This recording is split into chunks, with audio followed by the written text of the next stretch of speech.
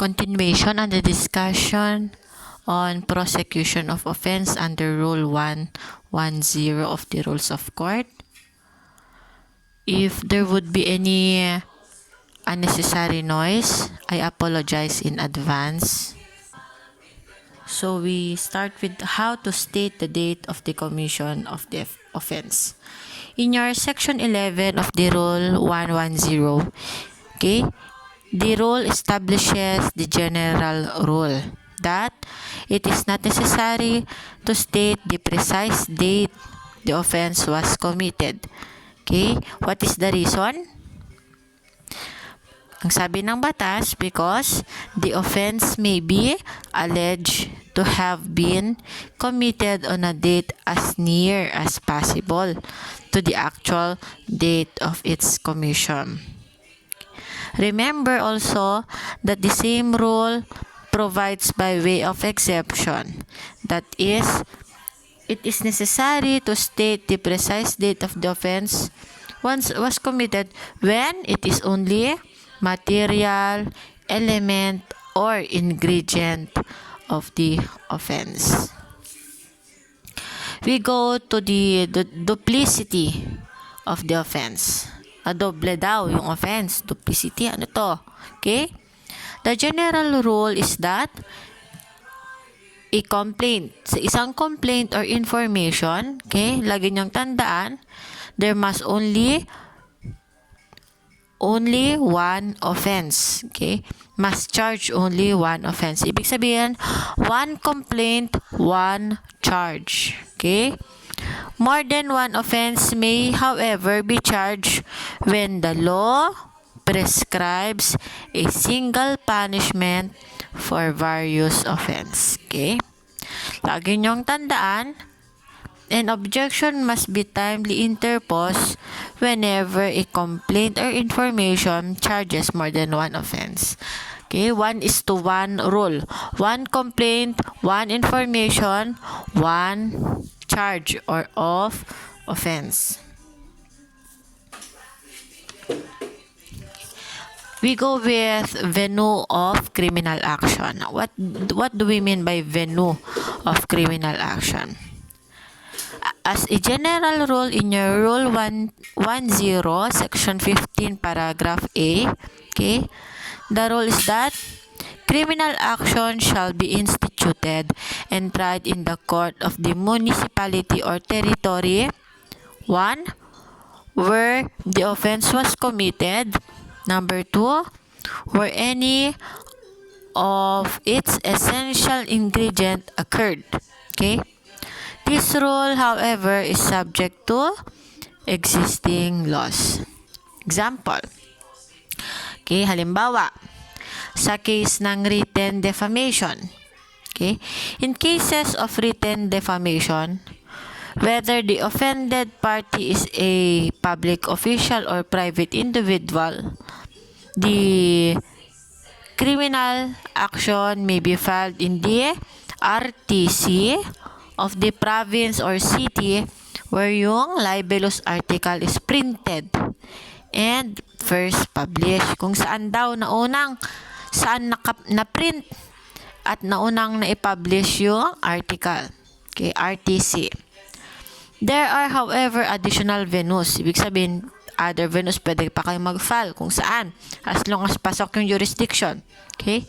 If the offended party is a private individual, the action may also be filed in RTC of the province where he actually resided at the time of the commission of the offense. So, pwede rin kung saan nakatira yung offended party. Pero, kung ang offended party naman natin is a public officer holding office in Manila at the time of the commission of the offense, pwede namang mag-file sa RTC Manila. Okay? If the public officer naman holds an office outside Metro Manila, of course, you can also file a case in the RTC where he held office at the time of the commission of the offense. What is the rule? Let's go with, let's just say, crime or the offense is committed sa isang train, aircraft, kaya let's just say vehicle, mga jeep, kaya bus, tricycle. Paano naman pag yung offense nangyari sa mga ganon, yung train, bus, jeep, mga tricycle. Okay? This is the rule. Section 15, paragraph B of Rule 110. Okay? Where an offense is committed in a train, aircraft, or vehicle, whether public or private, the criminal action shall be instituted and tried in the court of any or territory where such train, aircraft, or vehicle pass during its trip, including its place of departure and arrival. So, example, okay, merong hold-upan na nangyari sa isang bus. Nagsimula sa Tuguegarao hanggang Manila. Okay? In that case, that crime is continuing. Okay? Note that this rule applies when the offense is committed in the course of the trip of the train, aircraft, or vehicle. Paano naman po if it is committed on board, okay, sa isang vessel? Let's just say it's a ship, okay, vessel or ship. Section 15, paragraph C of your Rule 10, okay? Where an offense ay naganap sa isang board a vessel, the criminal action shall be instituted and tried in the territory of the first port of entry or the municipality or territory where the vessel passed during its voyage. Okay? This rule applies when the offense is committed during the voyage of the vessel and is subject to the generally accepted principle of international law. Paano ma'am pag covered ng Article 2? Ito yung extraterritorial jurisdiction. Okay? Lagi niyong tandaan na yung crimes committed outside the Philippines but punishable under Article 2 of the RPC shall be cognizable by the court where the criminal action is first filed. Okay? We go now to the amendment or substitution of the complaint or information. Okay? We are almost done with the prosecution of offense of criminal action. Okay?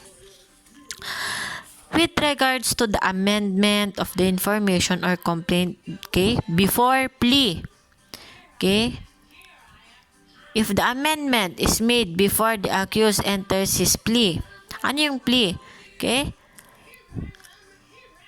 The complaint or information may be amended in form or in substance without the need for leave of court. Okay? Ano ba to? Anong ibig sabihin nito? Okay? Meron kasing mga situation. Anong tinatawag na leave of court muna? Leave of court is your permission. Asking for a permission with the honorable court. Okay? When leave of court is required even if the amendment is made before the plea. Okay? Leave of court is required. Okay? Kailangan mo ng permission ng court. Okay? Leave of court is required even if made before the plea if, number 1, the amendment downgrades the nature of the offense charge. So, ibig sabihin nito, kailangan mong magpaalam sa korte kasi mag-iiba o bababa, magda-downgrade yung nature ng offense na charge sa'yo. Number 2, amendment will now exclude any accused from the complaint or information. Okay? Ibig sabihin nito, kailangan mong humingi again na permission sa court before the accused enters his plea. Ano yung plea? Guilty or not guilty? Diba? So, kung example, 4 ang akusado natin, si Ana, si Ben, si Chris, at saka si Danilo, kung mawawala si Danilo sa crime, because the amendment, from the word amendment, masukatan, papalitan nila yung na-file na complaint. So, it will not be an amended complaint. Kung dun sa amended complaint, hindi na mailalagay yung pangalan ni Danilo, you will need to ask permission before the Honorable Court. Okay? Next one. Okay? Aside from leave of court, aside daw sa permission ng Honorable Court, yung mga amendment na yon, if it will downgrade the nature of the offense and if it will exclude one of the accused, okay, it will have to require a motion by the prosecution, okay, with notice to the offended party. Ano tong motion na sinasabi nito? Itong motion na to it is now a request to the Honorable Court. Ang gagawa daw is yung prosecutor. Okay? Last one, the court is of course mandated by the rule to state its reason in resolving the motion of the prosecutor. And of course, you need to furnish all the parties, especially yung offended party, copies of its order. Okay? Next one. What is the rule naman as to the amendment made after the plea of the accused? Man, pwede pala yun. Pwede ka bang palang mag-amend ng complaint kahit nag-plea na ng guilty or not guilty yung tao? Okay, we have your different rules. You read the case of Ricarze versus Court of Appeals, GR number 160451. Okay, February 9, 2007. Okay, this is the rule. If the amendment is made after the plea, okay, nag-plea na siya ng guilty or not guilty, tapos nagkaroon ng amendment, okay, and during the trial, sorry for the noise po, kasama ko po kasi yung baby ko. Anyway, I'll continue. If the amendment is made after the plea of the accused and during the trial, any formal amendment may only be made under 2 conditions. Number 1, you need the leave of court. Sabi ko nga, leave of court is your permission. You need the permission of the court. Leave of court must be secured. And number 2, the amendment does not cause prejudice to the rights of the accused. Okay, that is section 14 of your rule 110. Since the rule makes reference only to formal amendment, ibig sabihin, form lang po yung error, hindi yung substance. Okay? If it refers only to formal amendment after the plea, the phraseology of the rule seems to indicate that an amendment in substance, okay, ibig sabihin, kung substance ang i-amend, okay, it is clearly not allowed. Okay? Kung nag-enter na ng plea ng guilty, you cannot make any substantial amendment. Only formal amendment is allowed. Okay? In the case of Ricarze versus Court of Appeals, in this case, the court held that before the accused enters his plea, a formal or substantial amendment of the complaint or information may be made, okay, without leave of court. However, after entry of plea, okay, once na nag-plea na ng guilty or not guilty, so na-arraign na yung accused, only a formal amendment ang allowed. Substantial allowed? Hindi po. At yung formal amendment, okay, kailangan ng leave of court. Okay? And dapat, hindi siya prejudicial sa interest ng accused. Okay? So, after arraignment, a substantial amendment is not allowed except if the same is beneficial to the accused. Ma'am, ibig sabihin ba nito, pwede pa rin ang substantial amendment kahit after na ng plea ng guilty or not guilty? Okay, ang sabi ng batas, only if it will benefit or if it is beneficial on the part of the accused. Hindi ba unfair yun, ma'am? Of course, we have to follow. Okay, we have to follow the jurisprudence. Next one. When an amendment is formal or substantial. Ma'am, kailan ba natin malalaman kung formal amendment to or substantial amendment na ito? Dali lang. Madali lang. Okay? Sabi dito, okay, it is settled in the case of Ricarze versus Court of Appeals, the same case, okay? It has been held that the test as to whether a defendant is prejudiced by the amendment is whether a defense under the information as it originally stood would be available after the amendment is made, okay? And whether any evidence defendant might have would be equally applicable to the information in the one form as in the other.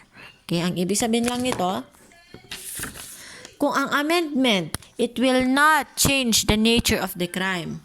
Okay? If it does not affect the essence of the offense. Okay? Kung hindi niya ito i-deprive yung accused, if it will not change the nature, if it will not affect the essence of the offense, it is only a form or formal amendment. Hindi yun substance. Okay? Pero, okay, the substitution of the private complainant is not a substantial amendment. Lagi niyong tandaan. Where the substitution does not alter the basis of the charge in both information. Ano yung mga other situations na mako-consider nating formal amendment? Okay? The following have been held to be a formal amendment in the case of Ricarze versus Court of Appeals. There are many. I will give you some examples. Number 1, pag mayroong bagong allegation which relate only to range of penalty, okay, that the court might impose in the event of conviction. Number 2, pag mayroong amendment na hindi naman nag-charge ng isa pang offense na different or distinct from that charge in the original one. Okay? Number 3, additional allegation which does not alter the prosecution's theory of the case so as to cause surprise to the accused and affect the form of defense he has or will assume.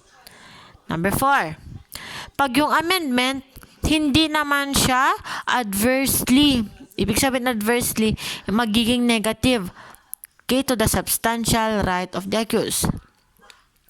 And number 5, an amendment that merely adds specification to eliminate vagueness in the information and not introduce new and material facts. Okay?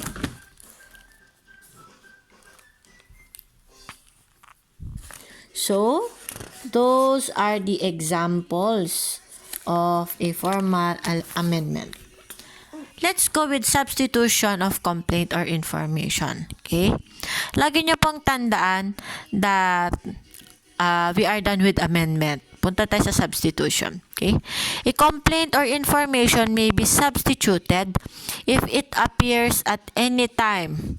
Okay, at any time before judgment that a mistake has been made in charging the proper offense. In such case, okay, the court shall dismiss the original complaint or information once the new one charging the proper offense is filed, provided that the accused will not be placed in double jeopardy. Lagi niyong tandaan, okay, that in substitution, it can be filed at any time, unlike amendment, diba? Before plea or after the plea, there are different consequences. In this one, okay, the purpose of the substitution is to charge the proper offense. So, anong mangyayari? Yung unang ikinaso, it will be dismissed. Okay?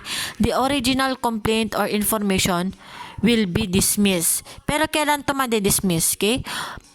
Pag the new one, okay, the new complaint, okay, is already filed. Okay? So, ano ba ang difference, ma'am, ng isang substitution and amendment? Okay? We have your differences or distinctions stated and explained in the case of Pacoy versus Cahigal. GR number 157472, September 28, 2007. Okay? Sabi dito, the amendment, okay? Amendment may involve formal or substantial. Okay, ang dalawang klase daw ng amendment. Formal amendment or substantial amendment. Sa isang substitution, okay, it is only substantial. Okay? Number 2. Amendment before plea has been entered can be effected without leave of court. Pero sa substitution of information, it should be with leave of court as the original information. Number 3. Where the amendment is only as to form, okay? Kailangan mo pa ba ng another preliminary investigation? Sabi po dito, hindi na. Okay? And the retaking of plea of the accused, hindi mo na kailangang ulitin. Kasi form lang naman siya. Sa isang substitution, okay, kailangan mo pa rin ba ng PI? Yes, because sabi ko nga sa'yo, it is substantial in nature. So, kailangan mong umulit. Okay? So, those are the difference or the distinctions between substitution and amendment. Okay? We will proceed with Rule 111 or the prosecution of civil actions.